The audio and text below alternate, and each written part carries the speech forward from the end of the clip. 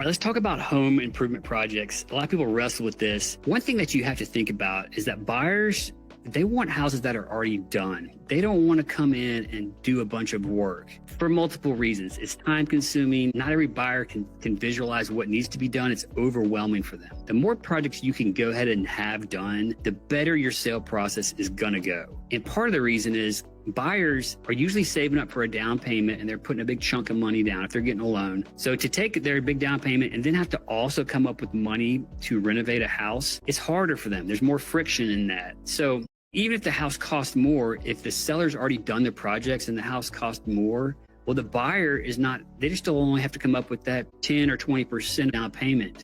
So it's still cheaper for them because they're technically financing those repairs if they're already done. So it's less friction for the buyer, the more renovated the house is.